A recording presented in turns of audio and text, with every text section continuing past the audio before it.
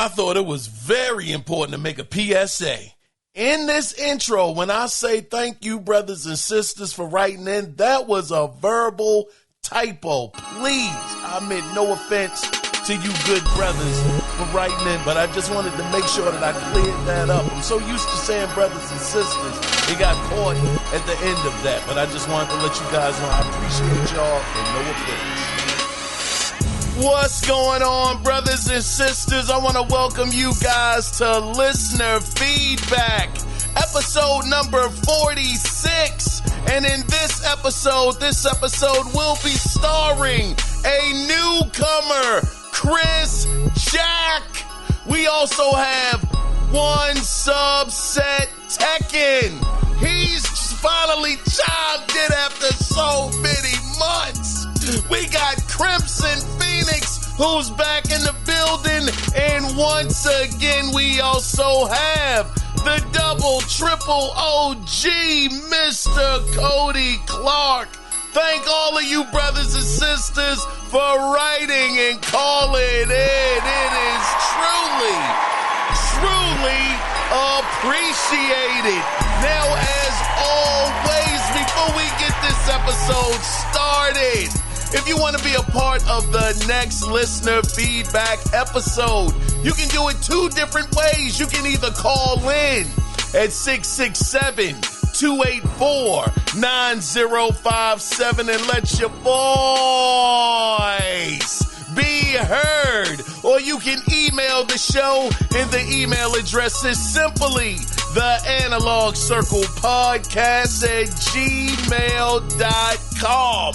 Oh, so much has happened over the past week, and I can't wait to get into the voicemails and the emails because we haven't had a stacked show like this in a very, very long time. So without further ado, I want to get started with a voicemail. Let's pull that up real quick and let's get this brother's thoughts. Here we go. What's going on? My name's Chris Jack from Baltimore, Maryland, man. What's going on? Happy to be here. I just wanted to talk about what we was talking about is Xbox dead. Yes, Xbox has been dead for a while now, man. And I try to tell people that when Game Pass started coming out, at first it was a roller coaster ride because I was on, then I kind of got off, then I got back on, right? But Game Pass killed games. For all the OG gamers, Game Pass killed it, man. You know what I mean? And while I can see where the vision is coming in at, nah, Xbox, they ain't gonna do it, man. Like I said, they had their chance for a long time. They had good IPs, all that, they had really good IPs in their back pocket, and they just chose to let them die and make the games trash. You know what I mean? But yeah, man, Xbox is dead, man. I'm back on playing on computer, bro. You know what I mean? Thanks for having me in.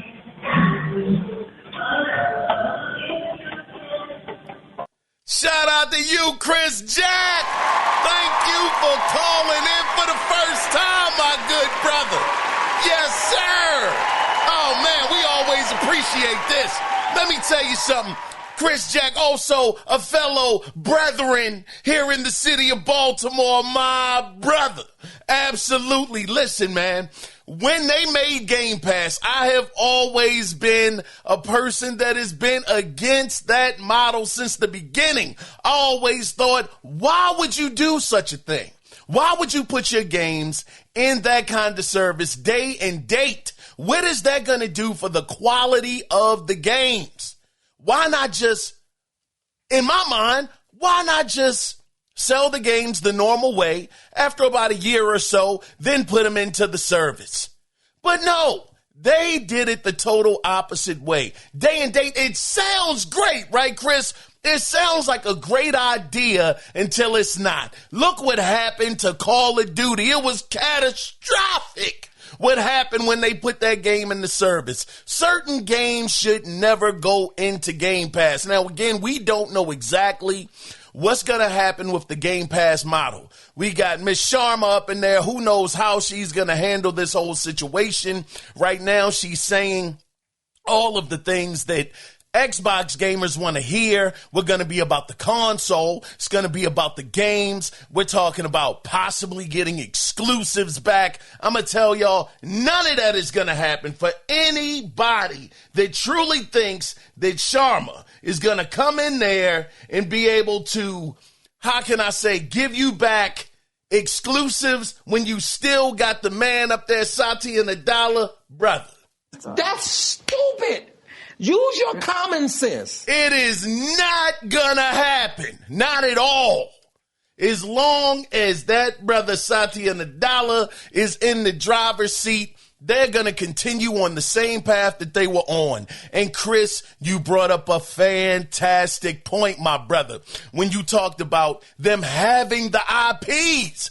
They got some of the absolute biggest IPs inside of gaming. Now, granted, I understand Phil Spencer, his hands were tied. It's only so much Phil Spencer can do. Yes, I give that brother a hard time, but I do understand at the end of the day, Phil Spencer had bosses. He had a boss, Satya Nadella, what's her name? Amy Hood, I believe as well. So he had people he had to report to, and there were parameters that he had to work in between.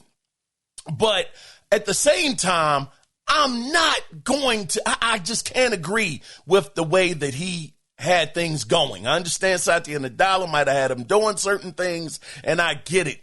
But good gosh, it was just a terrible, terrible look for the brand. They are the owners of Call of Duty, Fallout, Elder Scroll, Wolfenstein. These guys own some of the absolute, not just, I know it ain't the proper word, but some of the hugest IPs inside of gaming. And if they had been able to make those exclusive, can you imagine the stranglehold that Xbox would have right now? And I understand that it was certain parameters that they had to work within, when it came down to the exclusivity. I believe they had to give Sony, 5 or 7 years to make sure that Call of Duty continued to come out on the PlayStation platform and possibly the Nintendo platform, which is interesting because has Call of Duty even made it to the Nintendo Switch? Is the newest Call of Duty even on the Nintendo Switch too? You know what?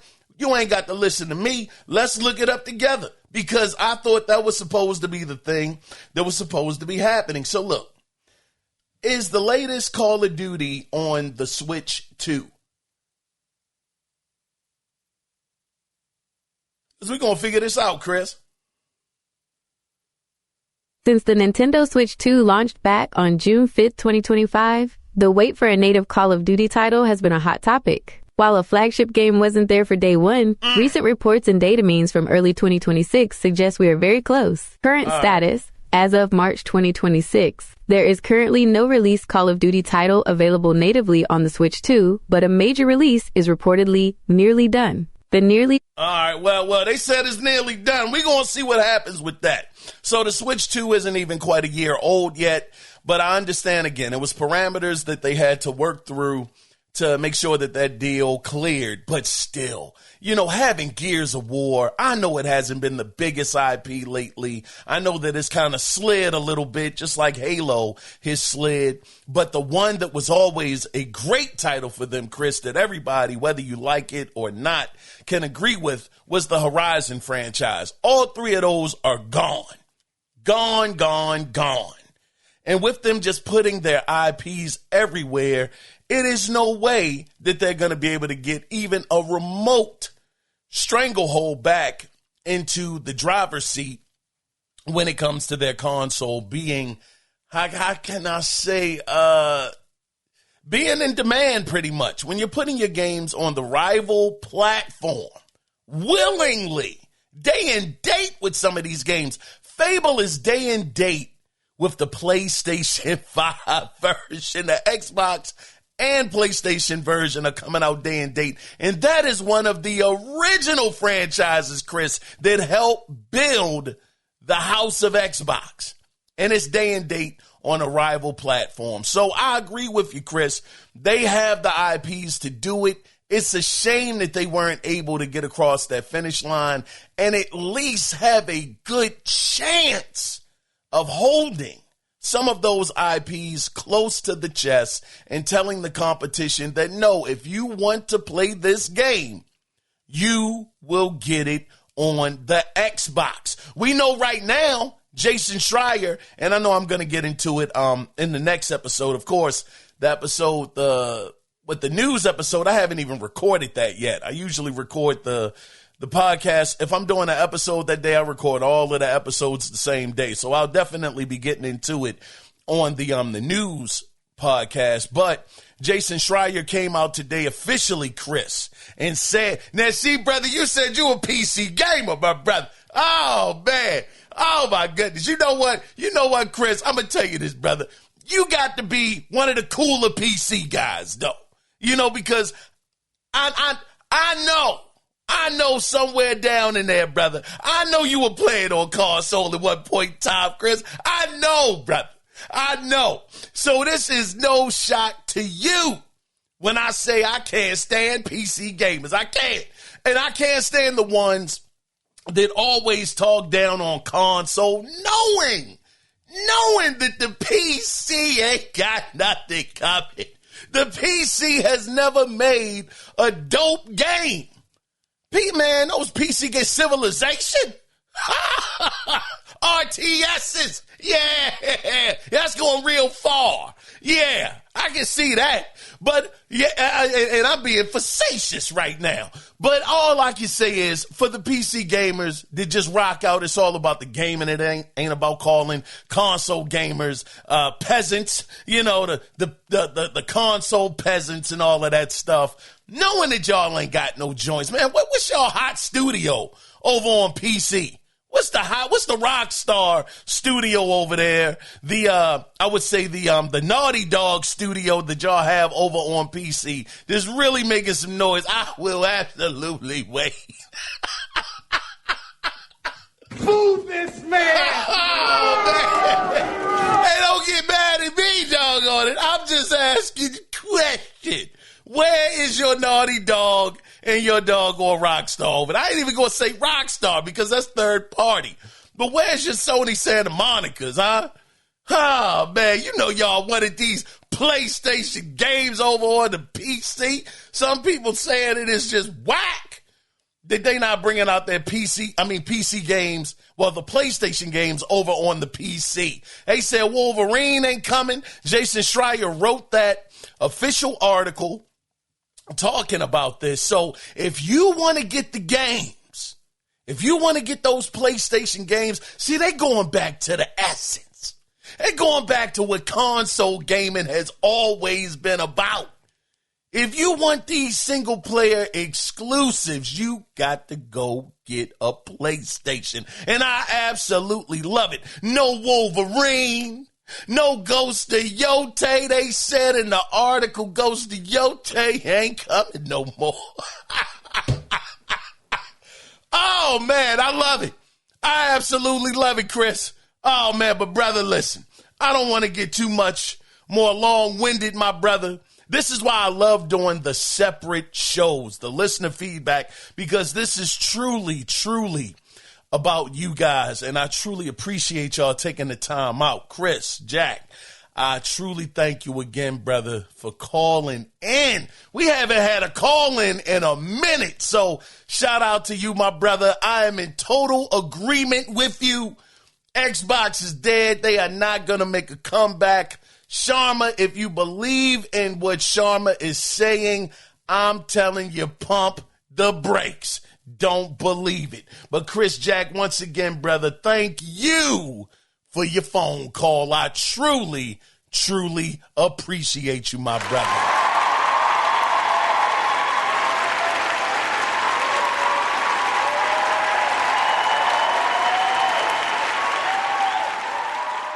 Now let's get into our first email for the day here. Who do we have on the docket? Oh, yeah, man. Matter of fact, Cody Clark. This brother wrote in. Now, the title of his email, his is a little different. The title of his email is Watch, quote, Rated by the Police, Investigating Nintendo, Sega, and Dev Kit Arrests on YouTube. So I want to give these people their credit because this was interesting. I'm about to pull up. Charlie was attacked by stray dogs over a few scraps of food. Let me turn that down. Yeah, Charlie having a hard day at the office. All right, so the name of the people that actually made this video is called Gamers Nexus. The name of the video is Rated by the Police. So basically, Cody Clark, he has sent over this video to me where it pertains. I'm going to try to sum it up in so many words, but it was this investigation that was going on where this guy, he would get secondhand parts. You know, it would be some dev kits that would be in there, Sega dev kits, Nintendo dev kits, different controllers, HDMI cords. All of this stuff would be in a building. Sega called somebody to pretty much clean it out. Now, this guy, what he did was he made a bit of a living, not fully, but, you know, he made some of his side money on actually going over to these different places that would actually be dumping these dev kits and cords and controllers that Sega no longer wanted. So when he went over there to actually buy the items legally, Sega all of a sudden got this man arrested and said that he was copyright infringing on their IP. And he was like, what do you mean copyright infringing? They raided this guy's house. They arrested him. Now, this happened, I believe, over in the UK. He got arrested. He didn't understand why. Come to find, well, I don't want to tell you the story. It was very, very interesting. Such an interesting piece about these companies and what they do. And this guy, it really was of no fault of his own as to what happened. But again, I would really, really recommend that you guys check this out. Again, the name of the YouTube channel is Gamers Nexus. And again, the title of the video is Rated by the Police, Investigating Nintendo, Sega, and Dev Kit Arrests. It's a very, very interesting watch. And I think that any of you guys that are very much so into the gaming culture, just like everybody here is into the gaming culture that's listening to this, because we are not the casual audience, you know, but I think you would really find this to be a very, very interesting watch. So Mr. Cody Clark, again, shout out to you, my brother, for giving us some of these great stories that we can all watch and enjoy and get better insight into how these companies actually operate. So shout out to you, my brother.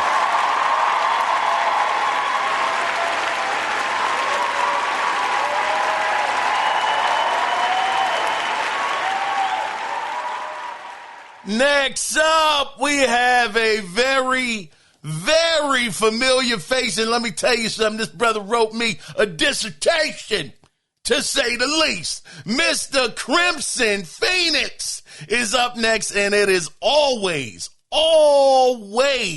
a pleasure to hear from you, my brother. So the title of his email is IDK. I don't know. He says, while I am frustrated in general, like most of you, and unsure where this will lead, I can't worry. Only react. I stuck around for the games and services along with family and close friends. Of course, I'm sure this good brother's talking about Xbox right now, so let's keep on going. He says, I'll start by saying I'm not an apologist. No Stockholm Syndrome here, and no cap. My primary concern is the survival of the games themselves rather than the hardware. Very, very interesting point. He says, as long as Xbox continues as a publisher and I can access my lifelong favorite games along with the new titles in places like PC or PlayStation. Oh, I don't know about the PlayStation, my brother. He said, I will be satisfied. Now, let's stop right there for a second. I think this is a valid point because here it is. We live in a different era. We live in a different time, Crimson, just like, we all know it's the digital era. And there are certain games that have been known to disappear forever off of the digital storefront. Some games you will never be able to get back. And how in the world would that stand if Xbox actually completely went away? If they went away, how would they manage the games? What would happen to the store? What would happen to your downloads, as it were? And we know that even if you have the physical, because I know Crimson likes to tease me about my physical copies of games. But we know that even now, if you have the physical copy, it's just mainly pretty much being honest about it. It's just a key to access the information. So how does that even work as far as getting access to your game? So that's an excellent point right there, Crimson. How would they handle this? Would people's libraries essentially be wiped away and there would be nothing they would be able to do with them when it comes down to the Xbox One era and the Xbox Series era? Because we know the 360 era, we're pretty safe. We don't have much to worry about. It was still in the early stages when that generation was going on as far as the digital downloads. And even during that era, I've told you guys the story 1,000 times that when I bought Double Dragon on the Xbox 360 and I bought Teenage Mutant Ninja Turtles, the arcade version, how both of those games, all of a sudden, they were gone one day. There was no excuse. I never got a refund for those games. They were just gone forever. So we still have that situation that's going on where certain games will just disappear because of course, the copyright may run out with the music or, the character license. We know that Forza has been no stranger to this. When the licenses for those certain car models actually expires, they take the game off of the store. So again, to Mr. Crimson Phoenix's point, how are they going to handle that? What is going to happen, when it comes down to what happens to your games and all of that investment that you've made over a decade plus of time? What happens with that library? Let's keep on going with your email, brother. I'm really, really enjoying this. He says, I also want to acknowledge Phil Spencer's contributions. While I don't agree with all of his decisions, he arguably saved Xbox from an earlier decline and championed important things like crossplay, backwards compatibility, and for me, Game Pass. Listen, brother, to be fair, to truly be fair about what Phil Spencer was able to do, I'm with you. Hey, Crimson, my thoughts about brother Phil Spencer. I thought he dropped the ball 1 billion times when he was in there talking about when we all play, we all win. Brother, I said, man, listen, you said what? When we all play, we all what? Man. I say, you got to be kidding me, Phil. We won exclusive. We don't give a doggone about when we all play, we all win. What is this kumbaya? We are the world. We are the children. Man, I wasn't trying to hear that, Crimson. But I will say, listen, Phil Spencer, is it possible that he gave Xbox a couple more years of time? Possibly so. But for me, Crimson, you know me, brother. If it was a situation of they had to go down this road that they went down, putting their games as third party and no longer being exclusive, you already know what I said. I said, burn the Joker down. Blow it up. Blow it up before you do something like that. If you're not going to compete, get out of here. Leave. That was always my thought. I would have rather them did what Sega did and just fell on the sword and got the heck up out of here instead of seeing Xbox limping all maimed and mangled up like they are right now. I can't stand to see them like this. Crimson, I can't stand it, brother. It hurts a part of my gaming soul to see Xbox in the state that it's in. And I know that some people may think I truly dislike Xbox. I don't.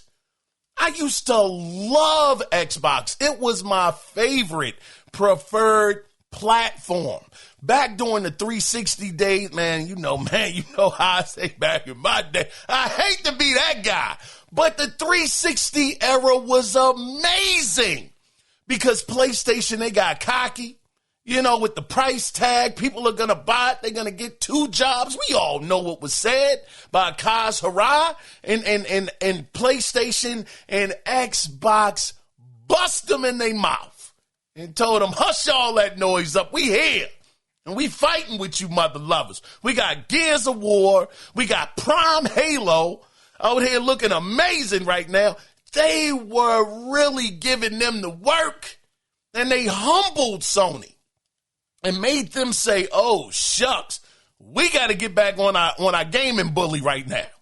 We got to get back out here and start working again. Get back in the gym and get back to square one because we getting beat the heck down right now by Xbox. I wanted that Xbox to be around, Crimson. I want this. I don't even recognize what this Xbox is right now. So again, Phil Spencer, yeah, he definitely did some things. I know Game Pass, that's going to be his Mona Lisa, as it were. You know me, Crimson. I can't stand the service. I can't stand Game Pass. I think that it truly makes your IPs just look like they're not important.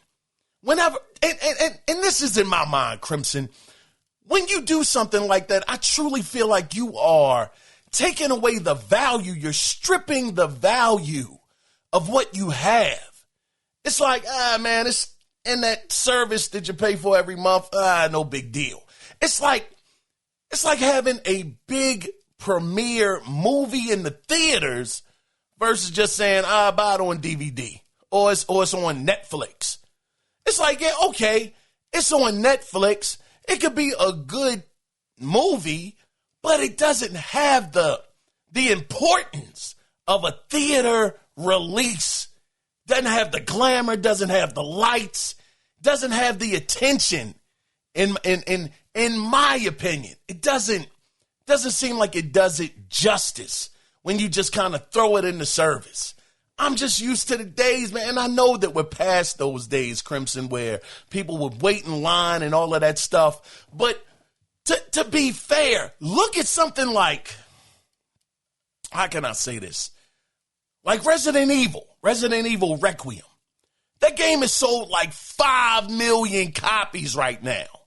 It came out to amazing success. Graphically, it's a beast. Some people saying it's the best Resident Evil game ever that they've played. It's like, how would that game have fared if it was put in Game Pass and it didn't have that hype train behind it? Would it really have the same numbers? Would that many people have gone out to support it? Would 5 million people actually have bought it for full price if it was inside of Game Pass? I just truly think it's still a market for games to be that way and not just thrown into the service. I just think it cheapens the game. But that's just me. That's just me, Crimson. I'm not, it's just my opinion, my brother. From day one, I thought Game Pass was a horrible, horrible decision. But for you, my brother, and this is your email and your opinion, and brother, I truly, truly respect your opinion. This was one of the things that Phil Spencer did that was great, that was considered a great move for you, and I can't be mad at that, Crimson. I fully, fully understand that throwing their IPs in there, and it's but $30, now that's what I want to ask you, Crimson. Now, we see what's going on with Game Pass. We know that the fall off was serious when it hit that $30 mark. For you, what is the threshold of Game Pass? Is it $40? Is it $50? Because you know that joker going to go up, Crimson. You know it's going to keep rising. So what is your threshold when it comes to Game Pass? Or is it a thing where as long as they offer it, you're going to keep on subscribing? I would love to get your answer for that. But again, Phil, his decisions, not every decision was a bad decision. For me, about 90% of his decisions were, though. For me. And I just got to stand on that, Crimson, but I want to continue with your email, my good brother. He says, let me see, ultimately, I hope that wherever Xbox goes from here, the transition to a new team is successful and allows players to continue enjoying the games. I absolutely agree with that. He says, because it's not about the Xbox, it's about the game. This brother has a way of taking my words and shooting me right in the chest with them very, very strategically, because that's something that we say over here, man, and he's right. And it's not just me. It's everybody. Every gamer feels that way, or should feel that way, that it's not about the console. It's about the games at the end of the day. But he says, and the phrase is, what sets you apart from the rest of them posers. It's why, it's why I tune in. Oh, man, I appreciate that's my guy, Crimson. He says, P.S. I tried AI to put my thoughts to words, but I gave up because it's ish to formal, etc. I don't want AI slop neither. No cap. Man, shout out to you, Crimson Phoenix. It's always so great to hear from you, and I really, really appreciate those kind words, my brother. Thank you, man.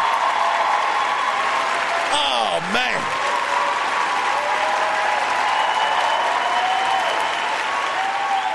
Nah, I really appreciate that, Crimson. Me and Crimson, we always have a banter going back and forth, man. And that's why I love it.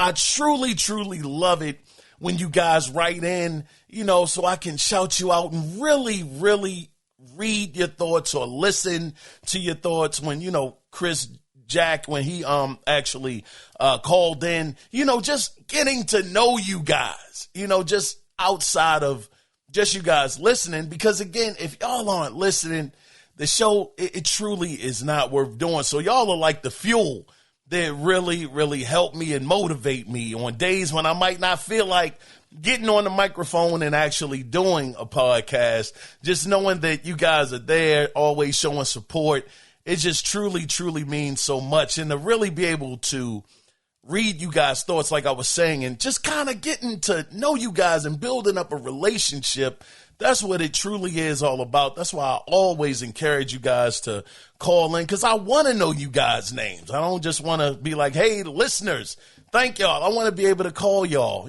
by y'all names or what you guys go by. So, again, Crimson, I'm at the end of the day, I really want to see Xbox flourish. I am hoping that Miss Sharma, what she's saying is true. I want to believe that she's going to do that. She's going to put Xbox back on her, put Xbox on her back and really bring them back to the forefront of gaming and actually make those games exclusive and do all of the things that Xbox fans want them to do. And I would even go as far as to say, Crimson, I think that Nintendo fans would like to see it, and I think that PlayStation fans would like to see it, that are truly, truly fans of gaming and not a console.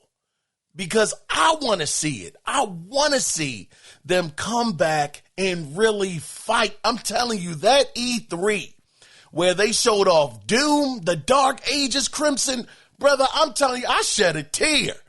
I'm dead serious. At the end of that show, I shed a tear. If y'all listen to that podcast of that E3, I still call it E3, but their showcase. At the end of that, man, I was shedding some tears, man, because I was like, I'm so happy to see Xbox put on such an amazing show. They really are fighting. They're fighting. And I think that any fan of gaming wants to see Xbox come out there and fight and really do what they're known to do in the console space, and that's compete with everybody. So I'm very, very hopeful, Crimson, that it does happen. But I'm scarred, brother. I'm just man, how can I say it, man? I'm tainted, brother. I'm scarred. I just don't believe the stuff that they say, because Phil Spencer burned me so much with him saying it's only going to be 4 games. Then 4 games. We already know the things that happen. Again, Phil Spencer, he can only do what he can do. I get that. But it was just the way that it happened, and time again, with Phil Spencer being at the helm, just being let down over and over again. You remember that show where Phil Spencer, he said, I'm more confident now than ever that we have the games and all of this stuff to beat what Sony is doing. And they went out there and those jokers laid a doggone egg, brother. A straight egg. They had E3 to themselves that one year and they lost. It's like all of those things, Crimson, always go back into my mind and my brain. And I know it's new leadership, but it's not new leadership with Satya Nadella at the helm. That's my only problem. So I'm hoping, again, that Xbox can make a comeback, but I just don't believe, Crimson, that they're going to be able to do it. Brother, I truly appreciate this email, man. And it is just always great to hear from you, my brother. Man, oh man, I'm going to tell you something. I'm so excited in this episode. We haven't had this many emails or phone calls, anything. It's been a long time. I think the last official listener feedback I did was about 7 months ago. 7 months that it's been since I've done an official listener feedback. And these episodes are just so important because they're dedicated. They're a love letter to you, the listener, just being able to listen to you guys' thoughts and really have you guys say what you want to say and, just be a part of the platform. I'm just truly appreciative. I really, really am. But we got one more email here. Let's see if I can pull it up. Let's see if I can find it. Yep, this is the final email for this episode, and it comes by way. I haven't heard from this good brother in a long time.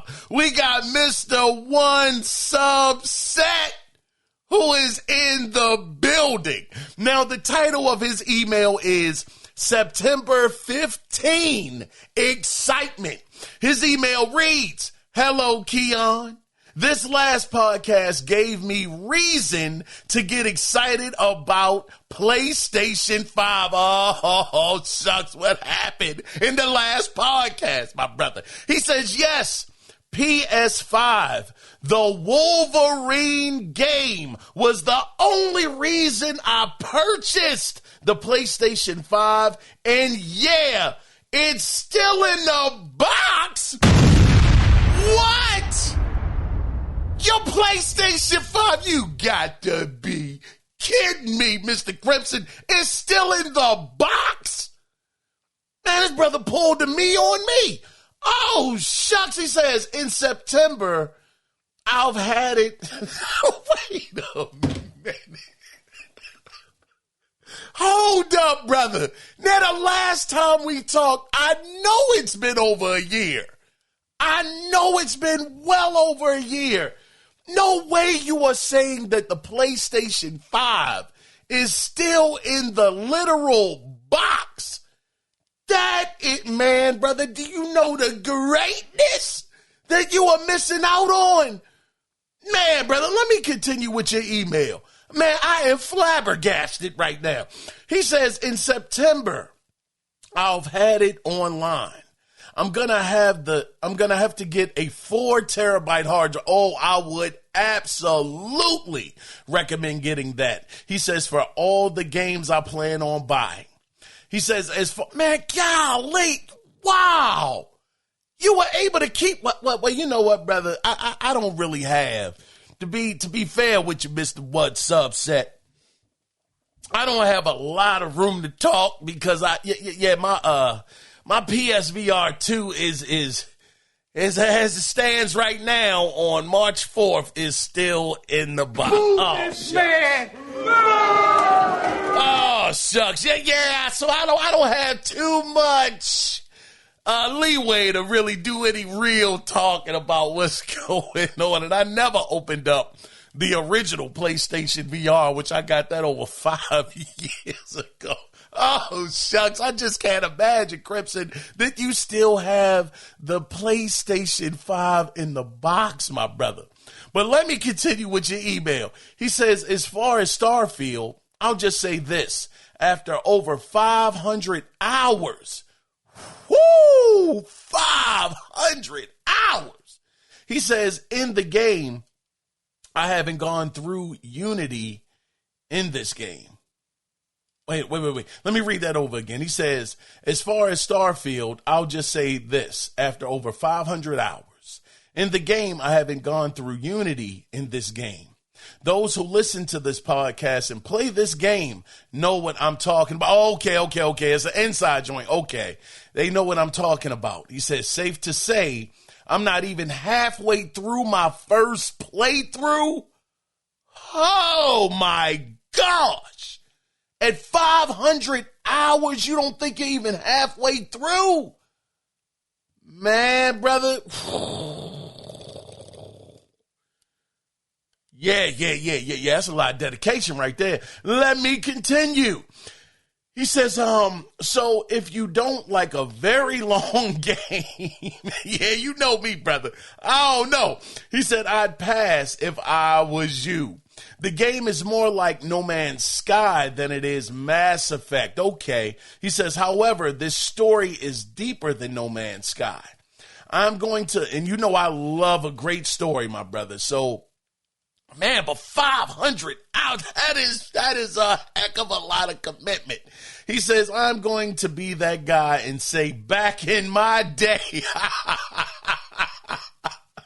back in my day, yes, games did have a whole booklet telling you the story, the lore of what game we purchased, and the characters, a brief bio on each of the main characters or secret characters that might be hidden in the game. Yes, I miss those days.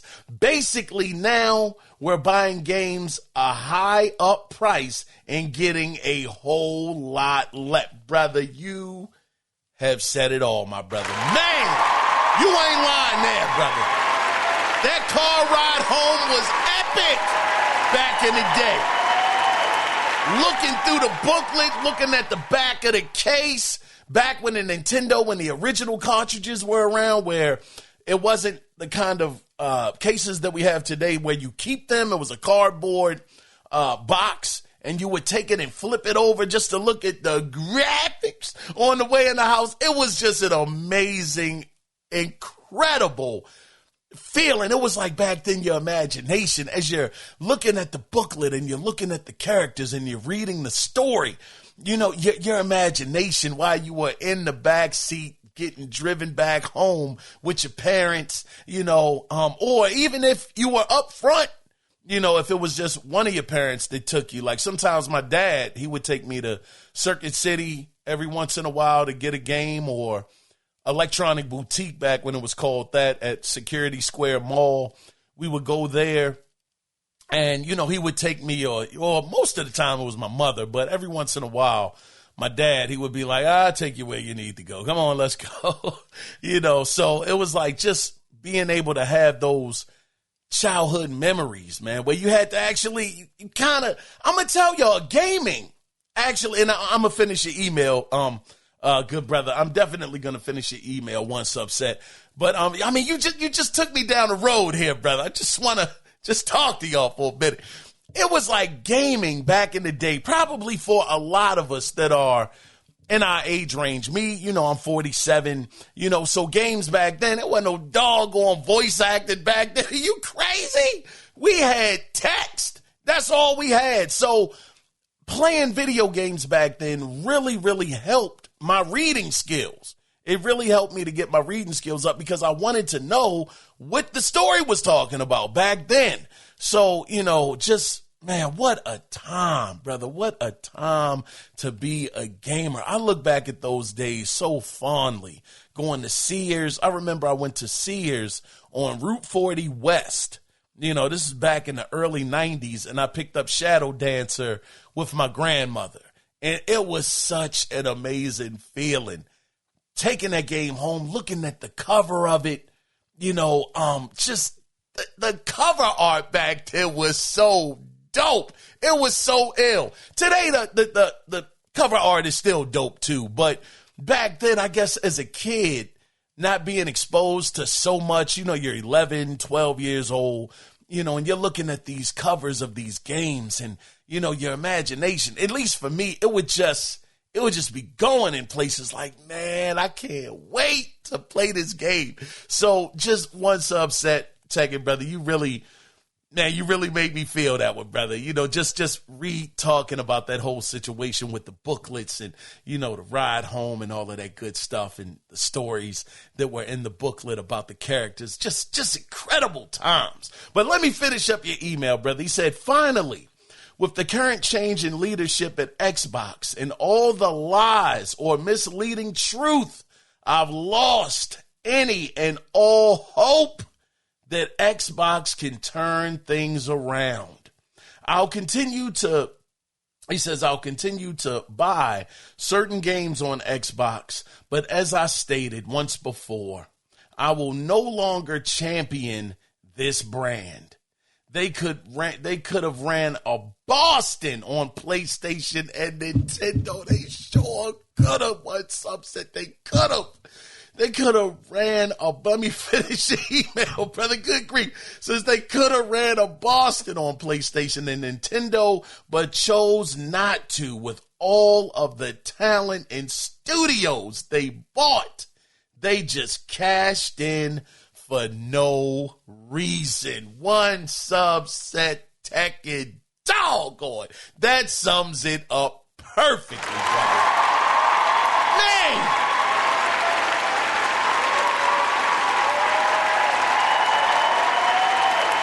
The what if scenario. What if Satya Nadella had just taken it easy? I understand the FDC or whatever they had going on. I get it.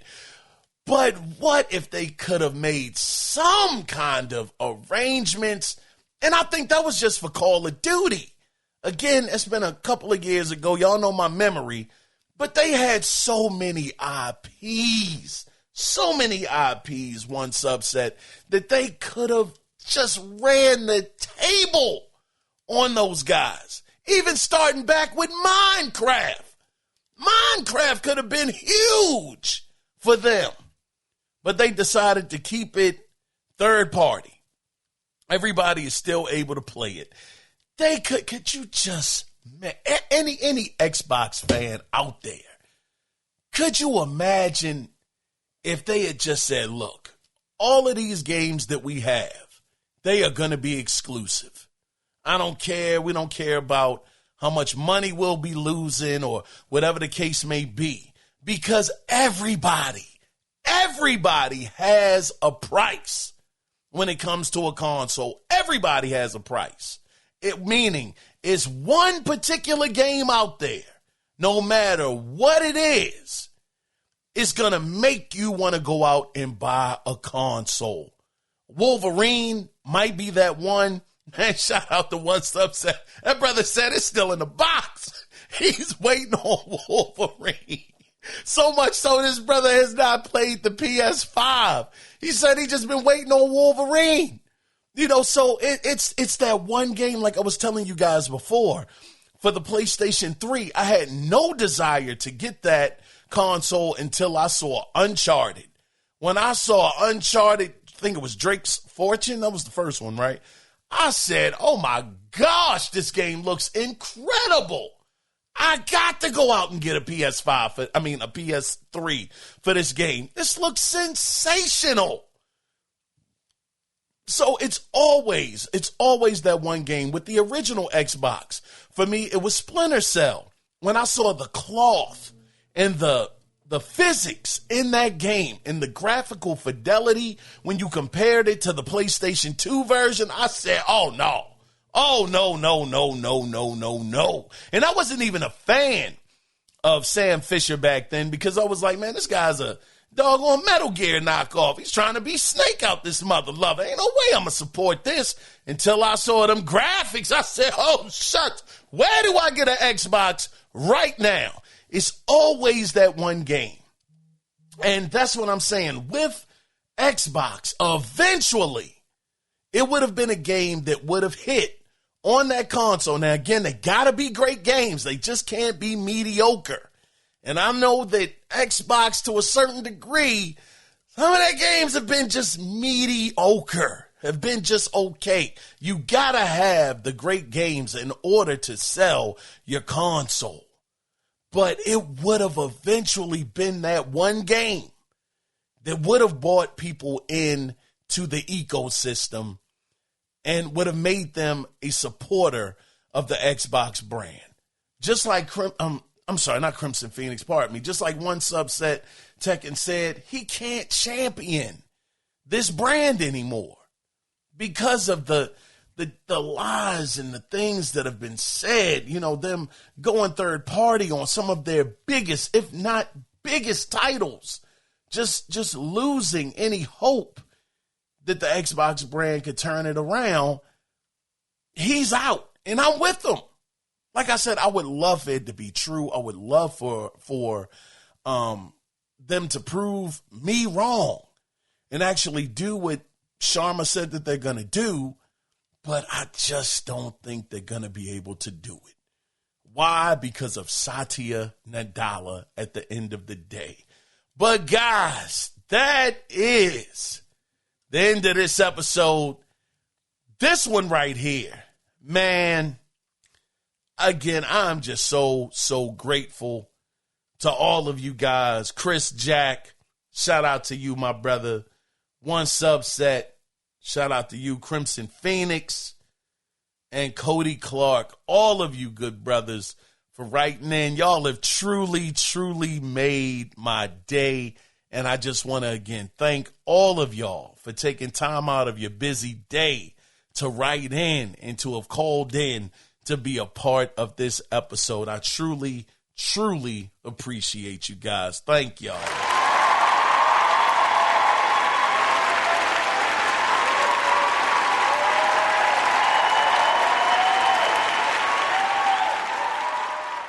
So with that being said, as always, if you want to be a part of the next listener feedback, because it is always up to you guys if these episodes happen, but if you want to be a part of the next one, and remember, it doesn't have to be the question that I'm asking for the week. It could be something that you are concerned about. So I definitely want to put that caveat out there. Whatever you want to talk about this gaming related, man, call in, write in. I would be more than happy to shout you out and read your email or play your phone call on the show. So again, if you do want to be a part of the next episode, you can either call in at 667-284-9057 and let your voice be heard. Or you can email the show, and the email address is theanalogcirclepodcast@gmail.com. I was your host, Keon Mitchell, and with that being said, get out there and play some games. We are out. Till next time.